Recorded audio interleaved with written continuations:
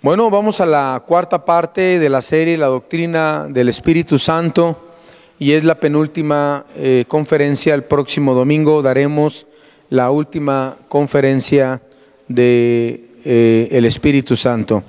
Es muy interesante. Yo le platicaba a mi familia que cuando se predican temas, por ejemplo, rompiendo maldiciones, los ovnis y la Biblia, el anticristo, la segunda venida de Cristo, no saben la cantidad de visitas que tienen ese tipo de sermones. Pero cuando uno habla de doctrina, muy poquita gente lo escucha.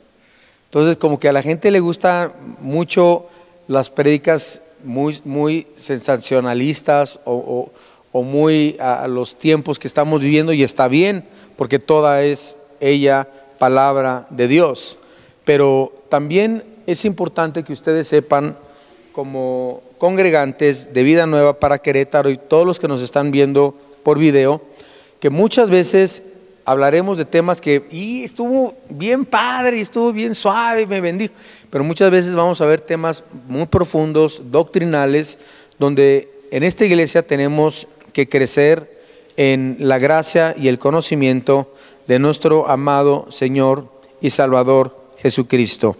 La semana pasada aprendimos en la tercera parte de la doctrina del Espíritu Santo, estudiamos y vimos que el Espíritu Santo es una de las personas de la deidad, y como tal es coigual al Padre y al Hijo.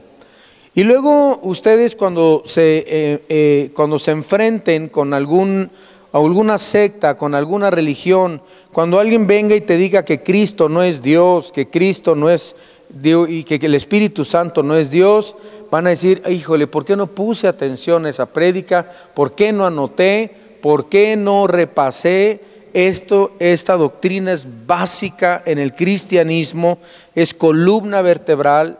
Debemos de entender que es Dios Padre, Dios Hijo, Dios Espíritu Santo, y el Espíritu Santo es coigual al Padre y al Hijo, y el Espíritu Santo tiene los mismos atributos de Dios. Ya aprendimos que es creador el Espíritu Santo es omnipresente. Solo Dios puede ser omnipresente. Entonces, ¿cómo que el Espíritu Santo también es omnipresente? Porque también el Espíritu Santo es Dios. El Espíritu Santo es omnisciente, el Espíritu es soberano, y el Espíritu Santo es el autor de la Biblia. Pero hoy les quiero hablar acerca de cómo trabajaba el Espíritu Santo y cómo operaba en el Antiguo Testamento, y la próxima semana termino esta serie explicándoles cómo el Espíritu Santo trabaja actualmente en el siglo XXI, desde el Pentecostés, 40 días después de la ascensión de Cristo, cuando les dijo: y no los dejaré huérfanos. ¿Se acuerda de ese versículo que dice: les mandaré otro consolador? Y esperad, les dice Cristo, esperen la promesa del Padre. Y estaban unánimes en el aposento alto, orando, esperando la promesa del Padre. Desciende el Espíritu Santo como lenguas de fuego, como llamas de fuego. Comienzan a hablar en otras lenguas. Hubieron muchas manifestaciones, y el Espíritu Santo llega a ser su permanencia permanente en la vida de cada creyente. El Espíritu Santo está en la vida de cada uno de ustedes si han nacido de nuevo, si le han entregado su vida a Cristo. Para los que nos visitan por primera vez, o los que han venido a visitarnos algunas veces y son católicos, protestantes, testigos de Jehová, mormones, aquí no estamos con la idea de cambiarles de religión. Esta es su casa. Les queremos hablar de una persona, no de una religión, no de una secta, no de una organización, no de una persona humana. Les queremos hablar de una persona divina que se llama Jesucristo, el Hijo de Dios, el Rey de Reyes, Señor de Señores, que tú puedes ser católico, protestante, testigo de Jehová, cristiano, venir a esta iglesia todos los domingos, morirte e irte al infierno. Porque el título no te hace ser salvo. Lo que te hace tener la salvación y la vida eterna es haber nacido de nuevo, haberte arrepentido de tus pecados y haber creído y reconocido que Jesucristo es el único camino, la única verdad, la única vida, la única entrada al Padre. Y hoy puedes salir diferente que como entraste, puedes salir con la presencia de Cristo, la presencia de Dios y con la permanencia del Espíritu Santo en tu vida. En el Antiguo Testamento, el Espíritu Santo, aunque era omnipresente, el Espíritu Santo no radicaba y no hacía su permanencia en ningún ser humano. Y después del Pentecostés, repito, después de que descendió el Espíritu Santo a la tierra, el Espíritu Santo, cuando tú recibes a Cristo, entra a tu vida, permanece en tu vida y se queda en tu vida. Y es el Espíritu Santo el que te recuerda todas las cosas, el que te enseña todas las cosas, es el autor de la Biblia. El Espíritu Santo es el que nos da el poder para testificar, la fuerza para hablar de Cristo. El Espíritu Santo es el que nos guía. Todos los que son guiados guiados por el Espíritu Santo son hijos de Dios, dice en el libro de los Romanos. A través del Espíritu Santo vencemos el poder que hay dentro de nosotros, dañino, que se llama la carne, la antigua naturaleza, la naturaleza caída. Es a través de fortalecer a nuestro espíritu que nosotros comenzamos a combatir y comenzamos a vencer las obras de la carne. Vaya, que es tanto lo que hace el Espíritu a favor de nosotros. El Padre lo ha enviado, el Cristo nos lo ha enviado para que haga todo esto que acabo de mencionar. Y hoy vamos a hablar cómo actuaba el Espíritu Santo en el Antiguo Testamento. Si el Espíritu Santo siempre ha existido, ¿qué hacía antes? ¿Qué hacía antes de que Cristo muriera en la cruz? ¿Qué hacía antes del Pentecostés? La venida del Espíritu Santo al mundo, así como su predecida partida, porque ustedes deben de saber que cuando Cristo venga por nosotros en el rapto, el Espíritu Santo va a seguir actuando como en el Antiguo Testamento en la tierra. Ya no va a ser permanencia en los creyentes en la tribulación. Bien importante que entiendan esto. Solo pueden ser entendidas en relación con los diferentes propósitos de Dios revelados en la Biblia. En las épocas pasadas, el Espíritu Santo estaba en el mundo omnipresente porque es Dios. Cuando Dios creaba los cielos y la tierra, ¿se acuerdan que les leí un versículo que decía: y el Espíritu cubría la faz de las aguas? El Espíritu Santo estaba creando con Cristo. Dios, cuando dice creamos, está hablando en plural, no está hablando en singular. El Espíritu Santo estaba en la tierra, y aunque el Espíritu Santo era omnipresente, sin embargo, se dice que vino al mundo, ¿qué día? El día de Pentecostés. El día de Pentecostés. Lo encontramos en Hechos capítulo 1, en el capítulo 2, comenzando desde el día de Pentecostés. La Biblia nos dice que el Espíritu Santo permanecerá en el mundo por un tiempo determinado. O sea, que le falta poco tiempo, y a nosotros nos falta como creyentes poco tiempo para que desaparezcamos en las nubes y el Espíritu Santo sea tomado también, aunque sea omnipresente, pero ya no va a ser su presencia permanente en los creyentes, porque en la tribulación se va a convertir mucha gente, pero va a pasar la tribulación. Gracias a Dios, si tú has conocido a Cristo en este día y estás viviendo con el Señor y estás estudiando tu palabra y estás seguro que has nacido de nuevo, cuando venga Cristo en el rapto vas a desaparecer en las nubes, te vas a ir con el Señor. Pero después de que te vayas, vienen otros cristianos, viene la tribulación, y el Espíritu Santo ya no va a ser su presencia permanente en esos cristianos. Entonces, esta generación que estamos viviendo, estas generaciones, estas décadas, estos cientos de años, estos siglos que estos 2000 años que hemos vivido con la presencia del Espíritu Santo en los creyentes, es verdaderamente una bendición muy grande. Porque ni los profetas del Antiguo Testamento, ni nadie del Antiguo Testamento tuvieron ocasiones donde el Espíritu bajó y estuvo con ellos, pero se les volvía a salir, se volvía a ir.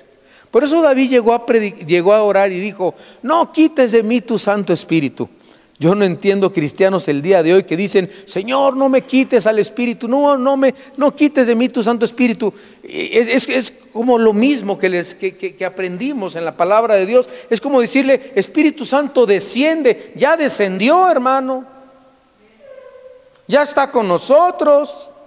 Es como decir: ahorita va a haber una doble unción del Espíritu. En la Biblia se menciona una unción del Espíritu que hemos recibido de acuerdo a la palabra de Dios el día que nosotros nos convertimos a Cristo. Y en Primera de Juan dice: ustedes tenéis la unción del Santo y permanecerá en vosotros. Entonces nada de que: me voy a juntar contigo porque estás más ungido, a ver si se me pega algo. No, si no son poderes mágicos, ¿sí?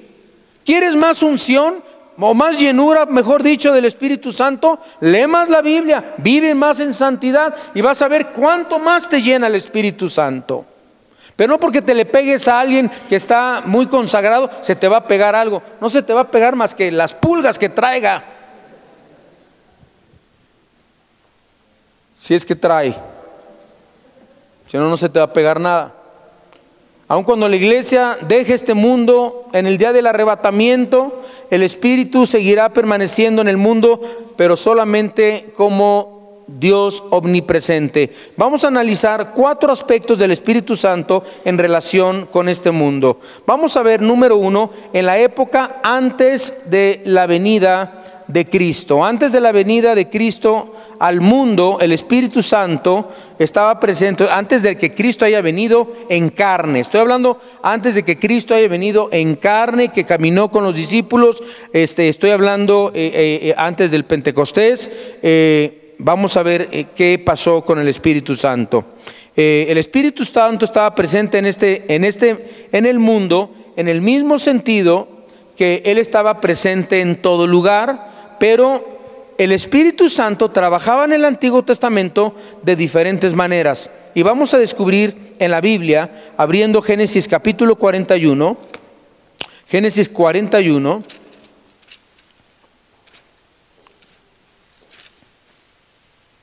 En el versículo 38. Génesis 41, 38. ¿Se acuerdan que el faraón tuvo un sueño?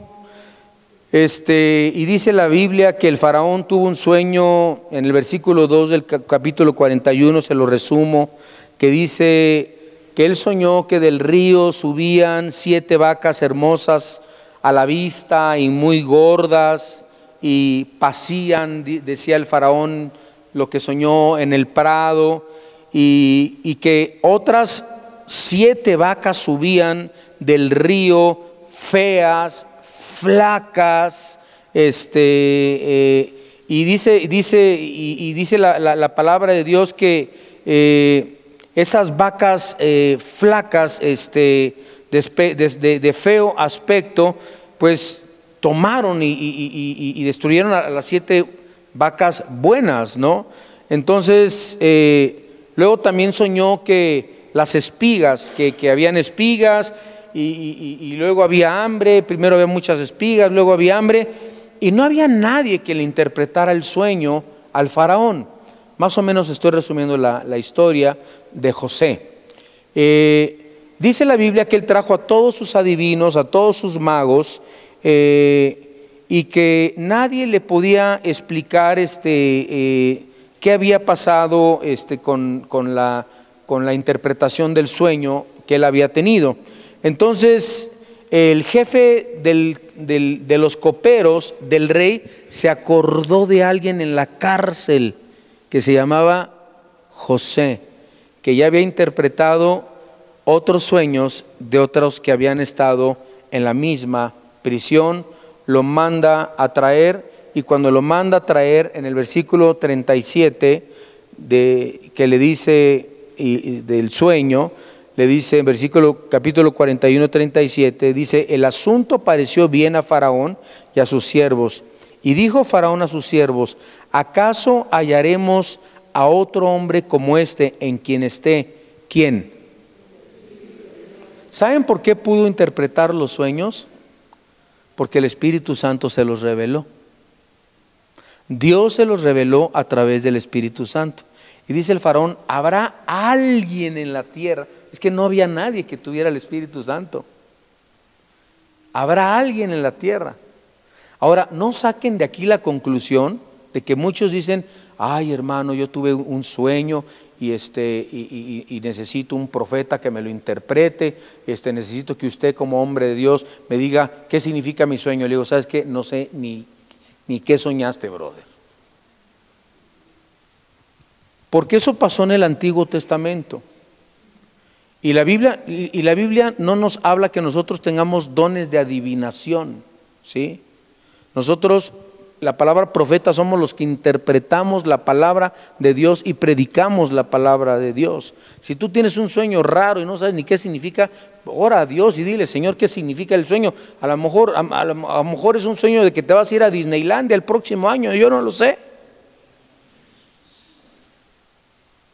Pero eso fue una situación diferente a todas las situaciones que existen el día de hoy, y no significa que todos los que tengamos el Espíritu de Dios interpretamos sueños. No es cierto, esto no es doctrinal, no podemos sacar una doctrina de esto, pero en él se le fue revelado a José el sueño del faraón, y él dice, ¿habrá alguien quien tenga el Espíritu de Dios? Y dijo faraón a José, pues que Dios te ha hecho saber todo esto, no hay entendido ni sabio como tú. ¿Por qué no había entendido ni sabio como él? Porque el Espíritu Santo entró dentro de José, lo tomó, le dio revelación, Dios se lo quiso revelar a José y le dio la interpretación al faraón. Y vemos las bendiciones que recibió José, lo hizo el segundo del reino, porque pasaron los 7 años de prosperidad, vacas gordas, y luego llegaron las vacas flacas, había hambre,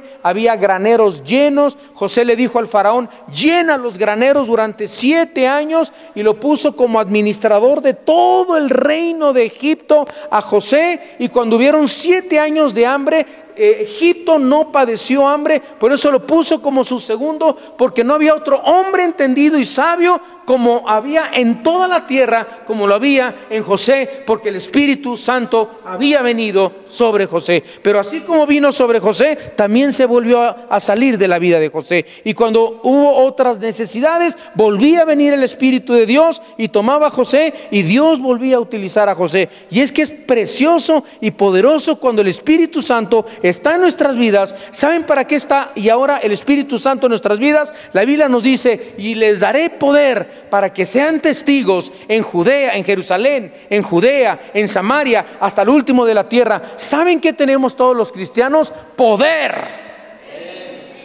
Pero poder para hablar de Cristo, para compartir las buenas nuevas, para ser testigos, para ser fieles. Tienes poder para dejar de tomar, poder para dejar de fumar, poder para dejar tienes poder porque ya ese poder está en ti. Es cosa que tomes ese poder. La palabra poder en el Nuevo Testamento es dunamis, poder, dinamita. De ahí viene la dinamita, la palabra dinamita. Todos los cristianos somos, por eso la Biblia nos dice, más que vencedores en Cristo Jesús. Ay, hermano, no puedo, es que no puedo. ¿Y el Espíritu dentro de ti dónde está? ¿Y Dios dónde está? ¿Y dónde está el versículo? Todo lo puedo en Cristo que me fortalece. ¿Dónde está que somos más que vencedores? ¿Dónde está que el Señor no nos ha dado espíritu de cobardía, sino de poder y de amor y de dominio propio? ¿Dónde está entonces? Ahí está, pero no le haces caso. En Números capítulo 27, Números capítulo 27, versículo 18. Números 27, 18.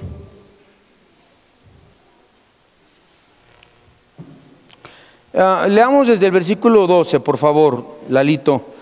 Dice el versículo 12: Jehová dijo a Moisés, sube a este monte Abarim, y verás la tierra que he dado a los hijos de Israel, y después de que la hayas visto tú también serás reunido a tu pueblo, como fue reunido tu hermano Aarón, Pues fuisteis rebeldes a mi mandato en el desierto de Sin, en la rencilla de la congregación, no santificándome las aguas a ojos de ellos.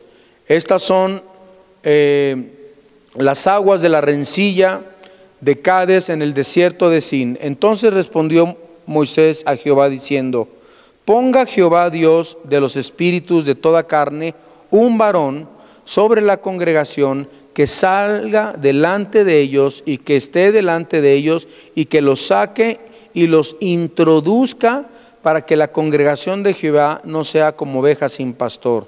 O sea, ya se iban a quedar sin Moisés. Ya Moisés se iba a ir con el Señor. Y Moisés le dice a Dios: Dios, levanta un hombre entre todo el pueblo de Israel. Y Jehová dijo, versículo 18, a Moisés: toma a Josué. ¿A quién? A Josué. No a José, ese es otro, el que acabamos de hablar hace rato. Toma a Josué, hijo de Nun, varón en el cual hay ¿qué había en Josué? En él había espíritu. En él hay un espíritu, dice la palabra de Dios, hay espíritu. Y pondrás tu mano sobre él. Entonces, la Biblia dice que lo que distinguía a Josué de todos los israelitas es que el Espíritu de Dios descendía sobre de él.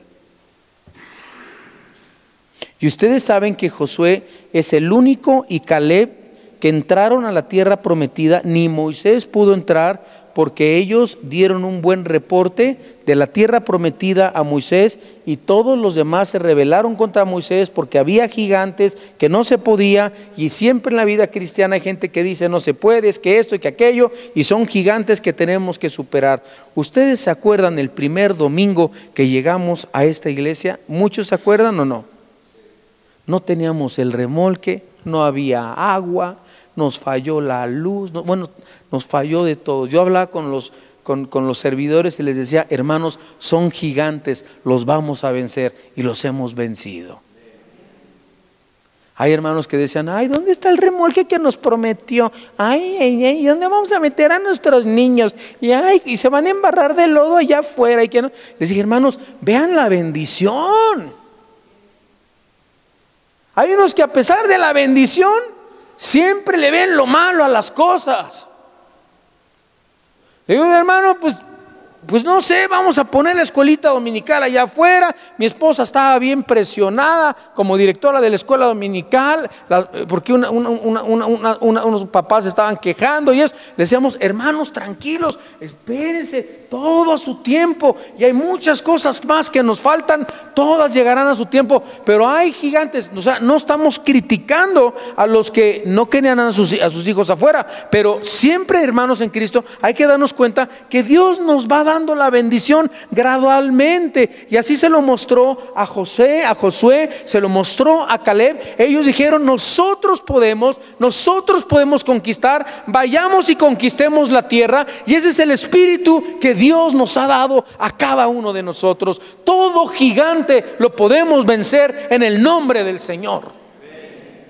Económico, enfermedad, no significa que te va a hacer rico o que te va a curar toda enfermedad, sino que en la enfermedad te dará paz, en la necesidad el Señor te traerá provisión, el Señor te bendecirá, el Señor te suplirá, el Señor no dejará a ningún justo desamparado. Todo lo podemos en Cristo que nos fortalece. Esas son las armas que Dios nos ha dado para enfrentar los gigantes que vienen enfrente de nosotros. ¿Cómo lo hace nuestro hermano Ipaniza de Venezuela? Porque él le ha creído a Dios. Y así como Dios ha levantado en países que están en persecución, que están en hambre, que tienen gobiernos que los meten a la cárcel por predicar de Cristo. Y ahí tenemos hermanos metiendo Biblias, hay hermanos que están evangelizando y que están predicando, otros están presos. Y muchos dirán: y Dios no los saca de la cárcel, y Dios no los sacó de la cárcel. ¿Y por qué Dios no los saca de la cárcel? ¿Y por qué Dios esto? ¿Y por qué Dios aquello? No, porque aún en la cárcel puedes tener y disfrutar la presencia de Dios, y estar viviendo la presencia de Dios, y estar estar conquistando esos gigantes y saber que esas pruebas nos fortalecen, nos maduran. Y Josué era esa clase de hombre. Por eso el Espíritu de Dios venía sobre Josué. Esos cristianos necesitamos en Querétaro. Esos cristianos necesitamos en la iglesia Vida Nueva para Querétaro. Esos cristianos necesitamos en América Latina. Esos cristianos necesitamos que le creen a Dios y creen que pueden hacer un cambio para el Señor y que sus vidas pueden ser usadas para la gloria del Señor. ¿Usted lo cree, hermano? ¿Usted cree que Dios puede hacer grandes cosas en su vida a través del Espíritu Santo en usted?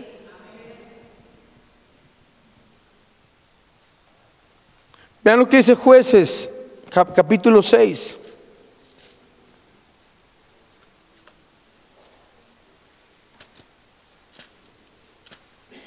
Jueces. Vamos a ver otro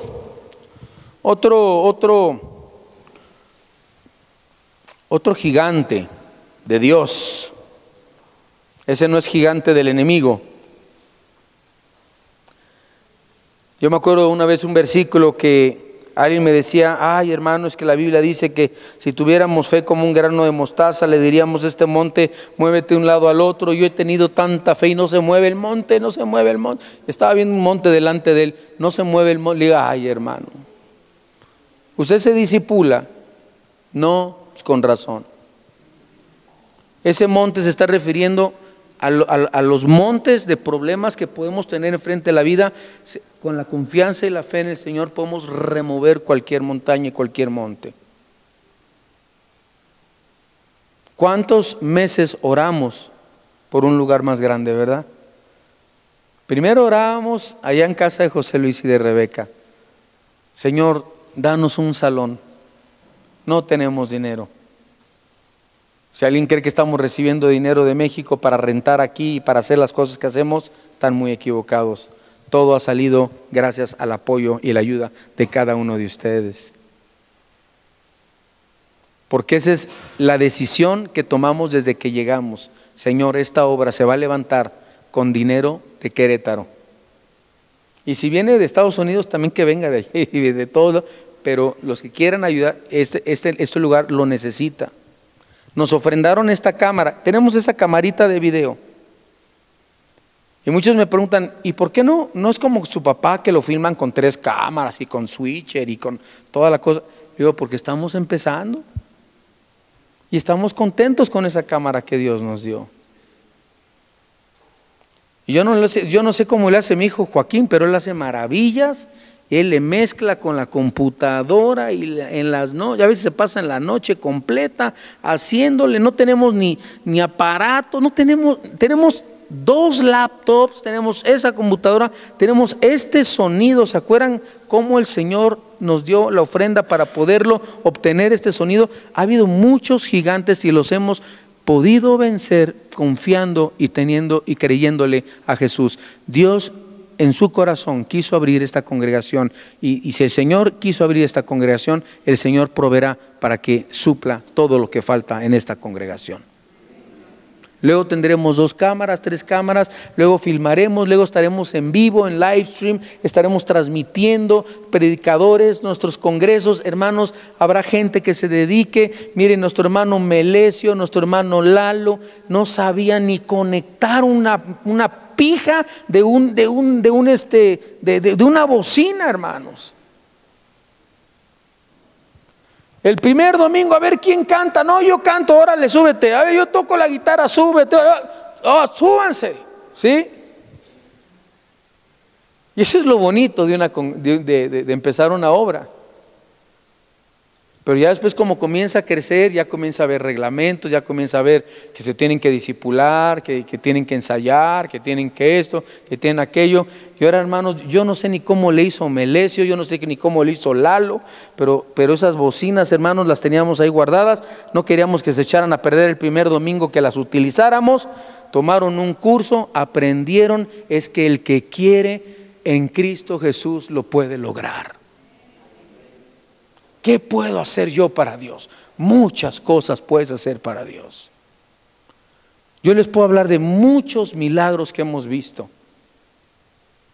Luego estamos en el Bugambilias y ya cuando estábamos así, andábamos busque y busque mi esposa y yo por semana viendo 2, 3 lugares carísimos que no sé qué, y llega alguien y nos dice, ¿quieren este lugar por tal cantidad de precio? Y decimos, ¿por ese precio, hermano? Claro que sí, aunque no sea de diario, pero para los domingos, miren, yo veo aquí la mano de Dios. Veo la mano de Dios. Pero no tiene salón para escuela dominical, no importa, miren, Dios lo que nos proveyó allá afuera. Y al ratito vamos a construir ahí, aquí atrásito, a mi derecha, en el edificio ese que lo ven en obra negra, ya nos dieron permiso en todo el piso de abajo construir salones para nuestros niños. ¿Cómo ven? Oh, el Señor merece la gloria y la honra, hermanos, en Cristo. Aleluya.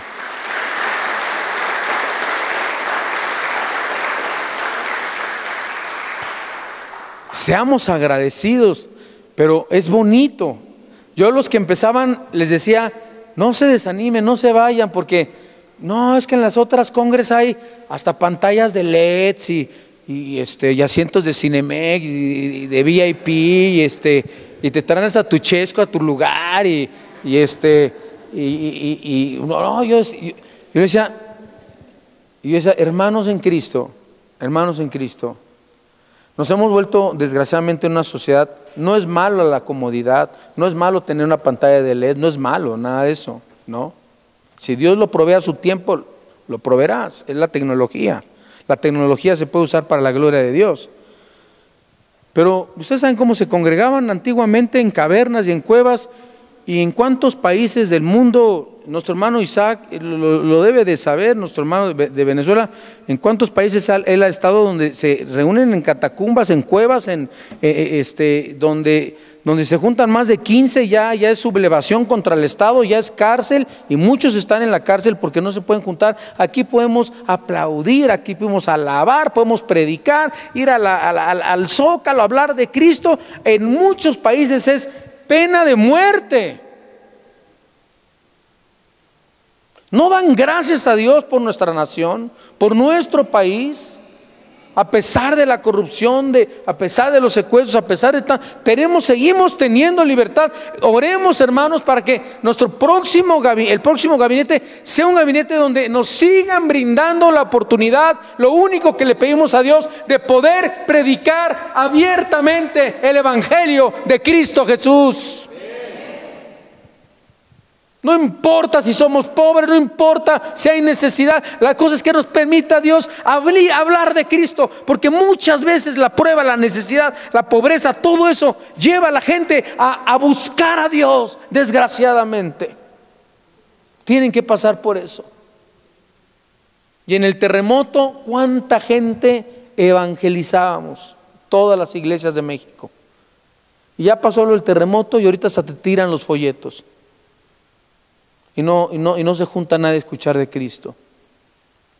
Aquí hay un hombre que se llama Gedeón en Jueces capítulo 6.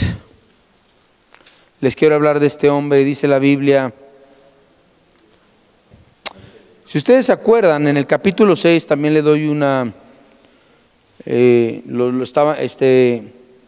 la mano de Madián, dice la Biblia, prevaleció contra Israel y los hijos de Israel por causa de los madianitas. Dice la Biblia que vivían en cuevas, vivían en los montes, vivían en las cavernas, en lugares fortificados.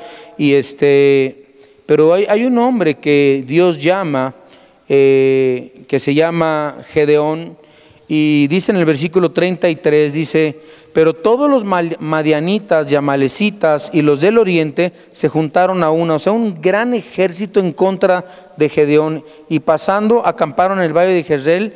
Y dice el versículo 34, entonces el Espíritu de Jehová, ¿qué hizo? Vino.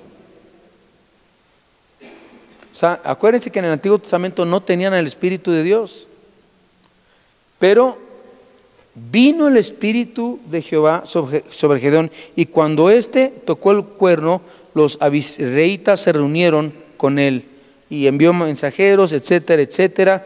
Y la palabra del Señor nos habla de esta tremenda victoria que tuvo Gedeón contra los madianitas, y cómo comenzó a seleccionar. De miles quedaron 3,000, de esos 3,000 quedaron 300.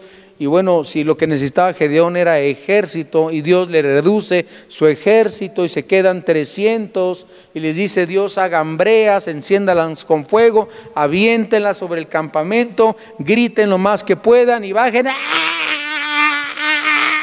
Y así bajaron, y todos bien sacados de onda. ¿Qué hubo? ¿Qué hubo? ¿Qué hubo? Y Dios los confunde y comienzan a matarse entre ellos los enemigos.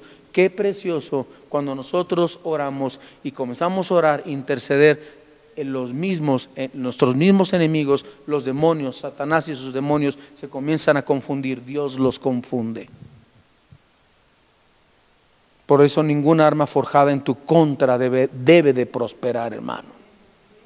Ni contra tu familia, ni contra tus hijos. Luego nos dicen Jueces, vamos a Jueces, capítulo 14.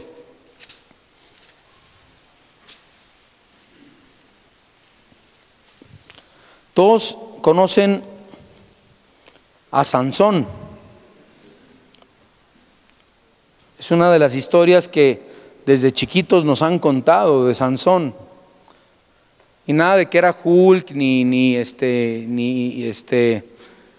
no sé qué tantos superhéroes. Este sí era fuerte de verdad, ¿sí? Aquí en Jueces capítulo 14, versículo 16, nos dice así, es Jueces 14:6, perdón, Jueces 14:6. Dice: y el Espíritu de Jehová vino sobre Sansón. Y cuando vino el Espíritu de Jehová sobre Sansón, ¿qué pasó?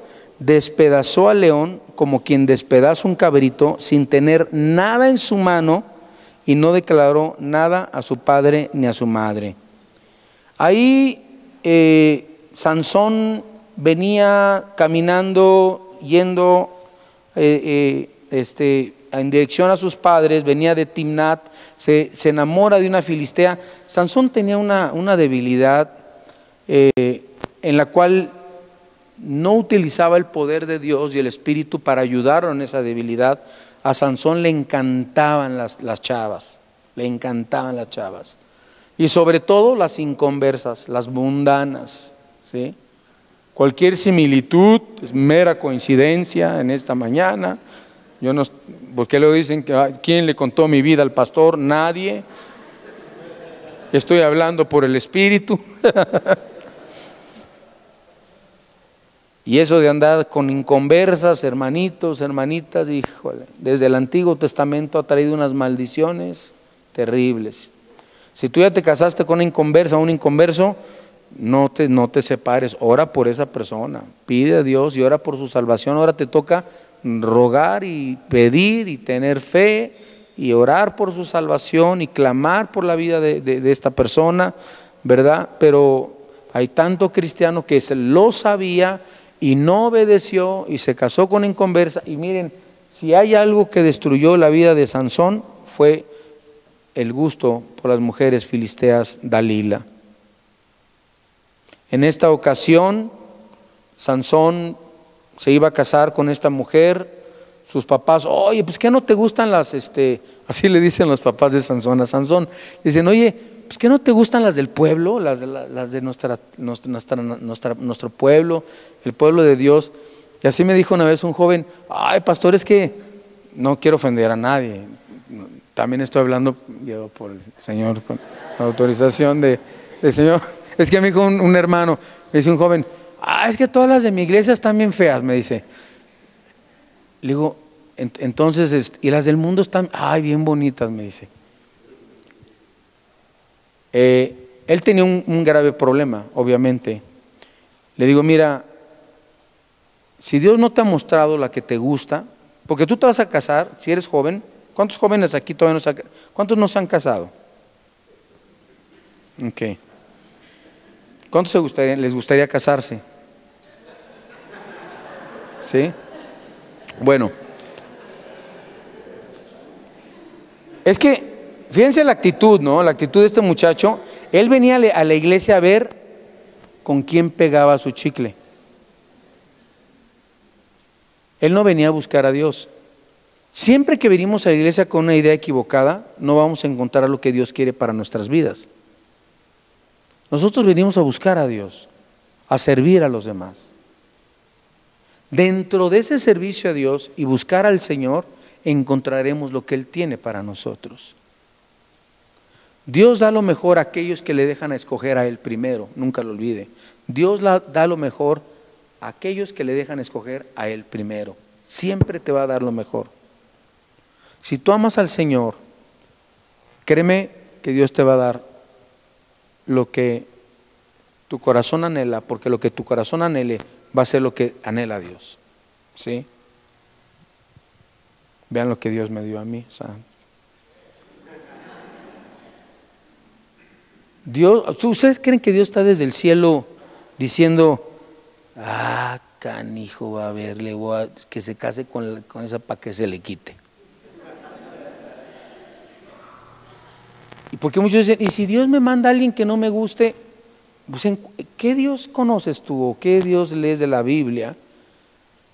Cuando tú caminas con Dios, buscas a Dios, te va a dar la que te gusta, la que ama a Dios, la que busca a Dios, la que tiene todo porque no es tu media naranja. Dios no hace medias naranjas, eso es un mal dicho.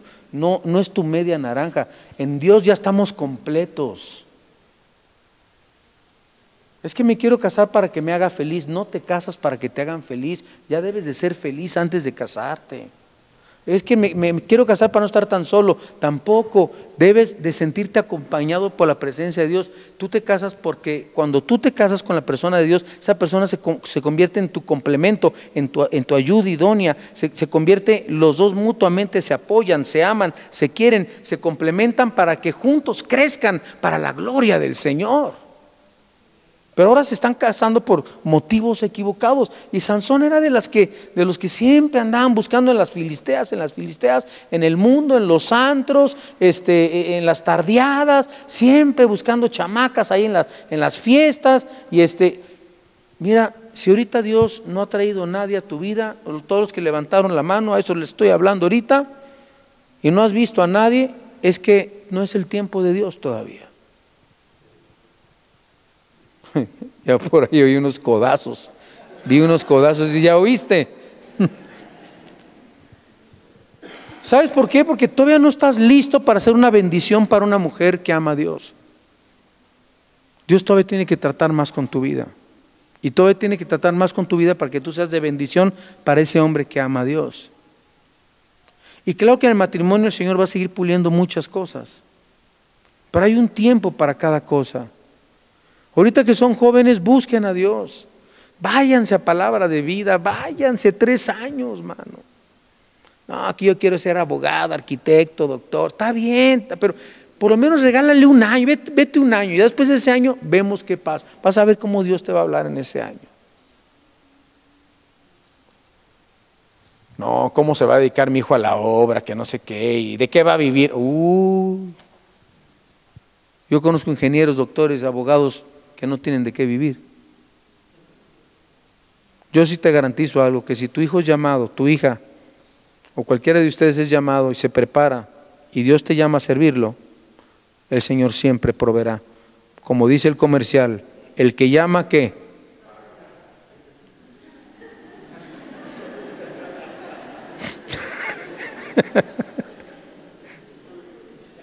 Y si Dios te llama, te paga.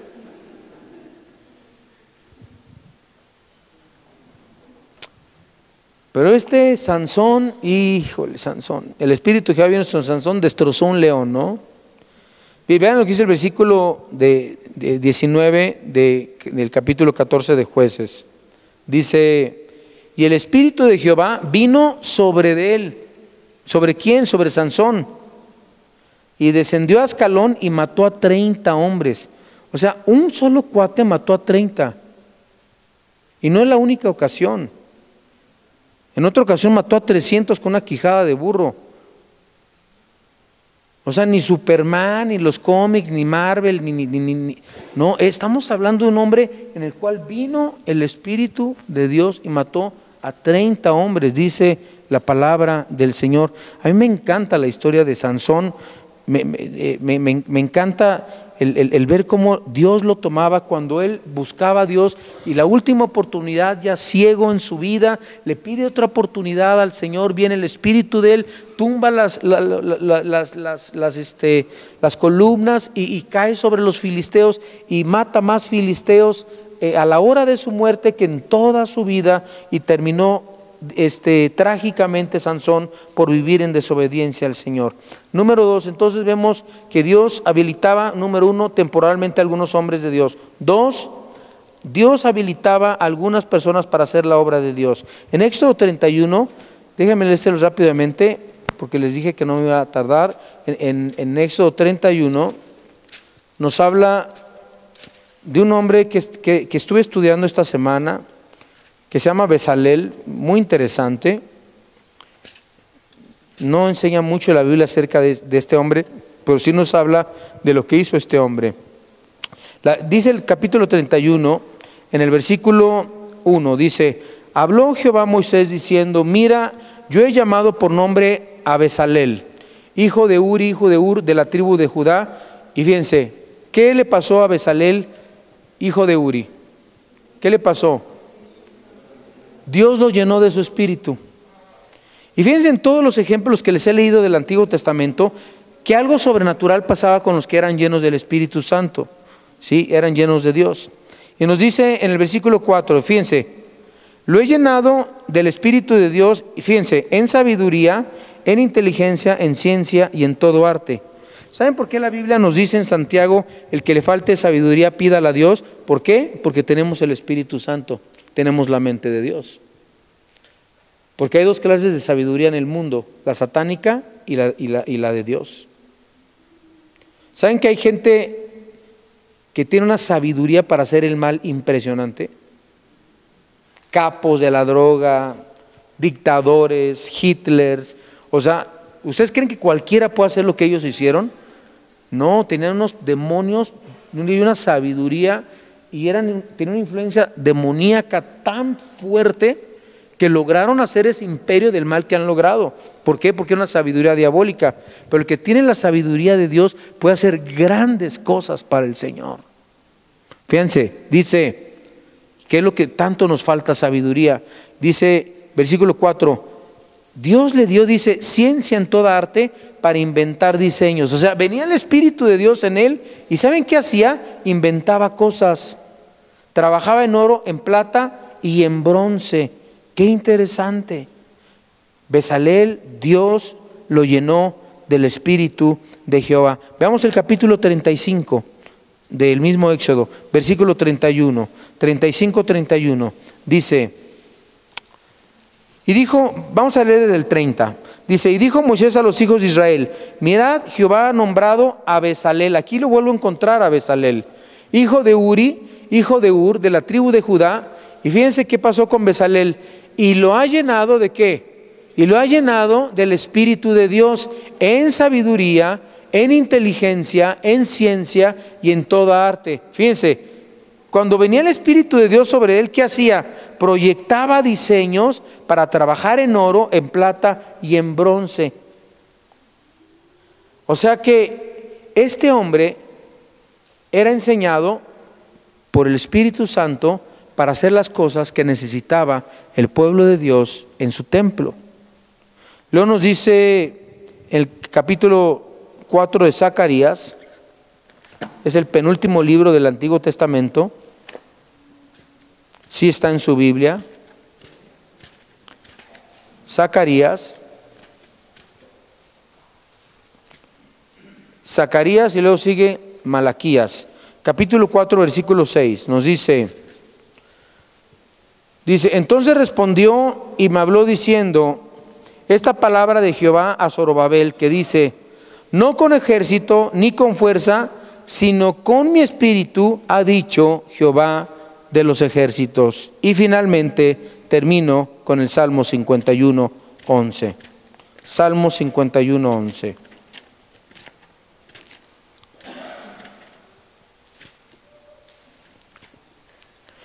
Nos dice la Biblia, y dice el rey David, número 3, aprendan, el primer principio aprendimos, el Espíritu habitaba temporalmente sobre algunos hombres en el Antiguo Testamento, temporalmente. Número 2, el Espíritu Santo habilitaba en el Antiguo Testamento a algunos hombres.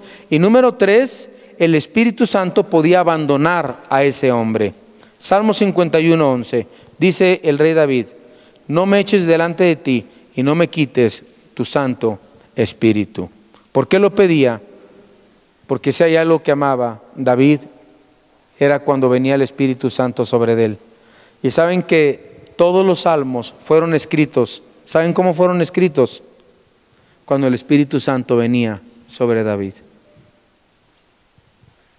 y sobre Salomón y sobre todos los que escribieron en el Antiguo Testamento, la Biblia. Venía el Espíritu Santo y escribían y los inspiraba. Dios, te damos gracias en esta tarde por habernos y darnos la bendición tan grande de poder estar reunidos y entender la obra de tu Espíritu en el Antiguo Testamento. Aunque es Dios y era omnipresente, no radicaba permanentemente en los santos hombres de Dios, pero ahora sí radica en nuestras vidas. Dios te ha llamado a que el poder de tu Espíritu que está en ti crezca a través de la palabra, a través de la oración, y que ese poder de Dios pueda capacitarte, enseñarte, guiarte para hacer las cosas que al Señor le agradan delante de Él. Yo te doy tantas gracias, Señor, porque tenemos a tu Espíritu Santo dentro de nosotros. No es que necesitemos más del Espíritu Santo, tu Espíritu es el que necesita más de nosotros. Tú estás aquí cada vez que nos juntamos, leemos la Biblia, oramos, tenemos estudios. Tú estás aquí. Y tú nos enseñas la palabra y estás dentro de cada uno de nosotros. Por esto este lugar no es el templo de Dios. Este lugar es un auditorio. Nosotros somos el templo del Espíritu Santo. Nunca diga voy al templo, voy a la iglesia. No, voy al auditorio, voy a Vida Nueva o a donde usted se congregue. Porque el templo somos nosotros. Dios no habita en templos hechos por manos humanas. Usted es templo de Dios. Honre al Señor con su cuerpo. Presente sus miembros a Dios como instrumentos de justicia y no de pecado. Yo los quiero invitar a que todos ustedes, con sus ojos cerrados, que no conozcan a Jesús, que tengan una religión pero no una relación con Cristo, yo te invito a arrepentirte hoy de tus pecados. Pídele perdón a Dios por tus pecados, arrepiéntete. No importa la religión, repito, pídele perdón, dile perdóname, soy pecador. Por cuanto todos pecamos, estamos separados de la gloria de Dios. Por eso en esta mañana ahí sentado, tú puedes recibir a Cristo creyendo en Él como tu único y suficiente Señor y Salvador. Yo te invito a que le abras tu corazón y le pides que entre a tu vida como tu único Señor y Salvador. Cualquiera que quiera recibir a Jesús, repite esta oración desde su lugar y dígale a Dios estas palabras: Dios,